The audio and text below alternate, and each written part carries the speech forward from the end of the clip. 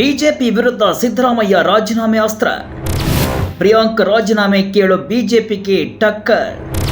Siddaramaiah master plan, BJP alert.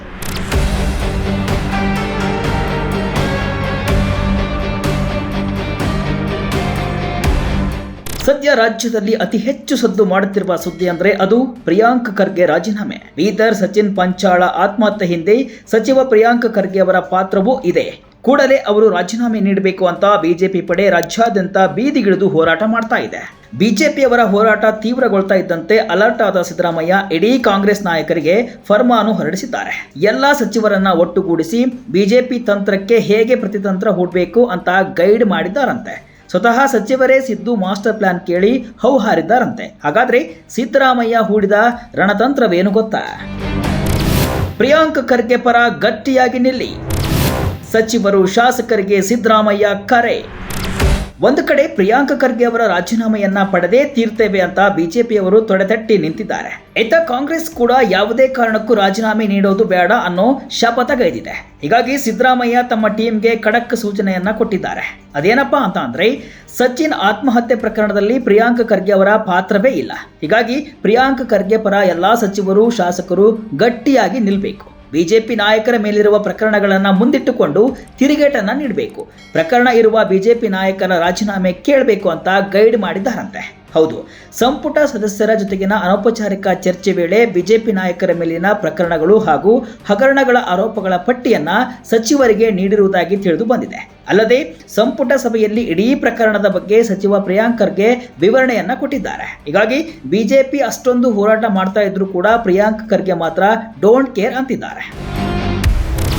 ಬಿಜೆಪಿಗರ ಪ್ರಕರಣಗಳ ಪಟ್ಟಿ ಪ್ರಸ್ತಾಪ, ಕೆಲ ನಾಯಕರ ಟಾರ್ಗೆಟ್ ಲಿಸ್ಟ್ ಕೊಟ್ಟ ಸಿದ್ದು.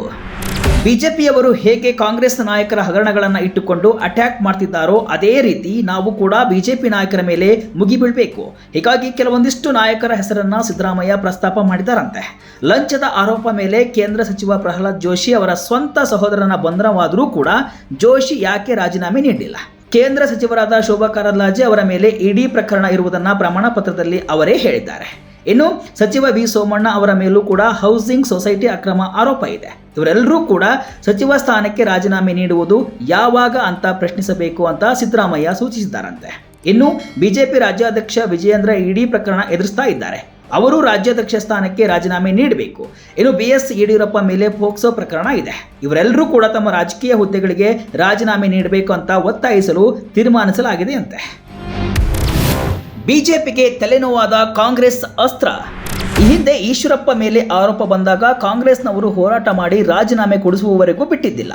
ಕಾಂಗ್ರೆಸ್ ಆರ್ಭಟಕ್ಕೆ ಬಿಜೆಪಿ ಸೋತು ಈಶ್ವರಪ್ಪನವರ ರಾಜೀನಾಮೆಯನ್ನ ಪಡೆದುಕೊಂಡಿತ್ತು. ಆದರೆ ಬಿಜೆಪಿ ವಿಷಯದಲ್ಲಿ ಇದು ಆಗ್ತಾ ಇಲ್ಲ. ಕಮಲ ಪಡೆ ಅದೆಷ್ಟೇ ರೋಷಾವೇಶದಿಂದ ಮುನ್ನುಗ್ತಾ ಇದ್ರು ಕೂಡ ಪ್ರಿಯಾಂಕ್ ಮಾತ್ರ ಸೊಪ್ಪು ಹಾಕ್ತಾ ಇಲ್ಲ. ಬಿಜೆಪಿ ಬಟ್ಟೆ ಹರಿದುಕೊಂಡ್ರು, ರೋಡಲ್ಲಿ ಒದ್ದಾಡಿದ್ರು, ನಾನು ತಪ್ಪು ಮಾಡಿಲ್ಲ, ರಾಜೀನಾಮೆ ಕೊಡಲ್ಲ ಅಂತ ಹೇಳ್ತಿದ್ದಾರೆ. ಇದು ಬಿಜೆಪಿಯವರಿಗೆ ಕಬ್ಬಿಣದ ಕಡಲೆಯಾಗಿದೆ.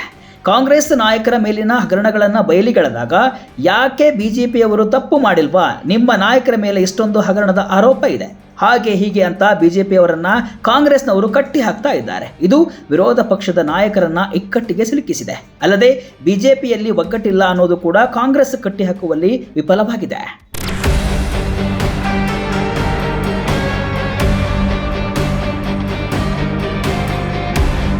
ಒಟ್ಟಿನಲ್ಲಿ ಪ್ರಿಯಾಂಕ್ ಖರ್ಗೆಯಿಂದ ಯಾವುದೇ ಕಾರಣಕ್ಕೂ ರಾಜೀನಾಮೆ ಕೊಡಿಸಬಾರದು ಅಂತ ಕಾಂಗ್ರೆಸ್ ಗಟ್ಟಿಯಾಗಿ ನಿಂತರೆ, ಇತ ಬಿಜೆಪಿ ರಾಜೀನಾಮೆ ಕೊಡಿಸಲೇಬೇಕು ಅಂತ ತೊಡೆತಟ್ಟಿ ನಿಂತಿದೆ. ಎರಡೂ ಪಕ್ಷದ ನಡುವೆ ಹಗ್ಗ ಜಗ್ಗಾಟ ಶುರುವಾಗಿದೆ. ಬಿಜೆಪಿ ನಾಯಕರು ರಾಜ್ಯಾದ್ಯಂತ ಹೋರಾಟವನ್ನು ತೀವ್ರಗೊಳಿಸಿದ್ದಾರೆ.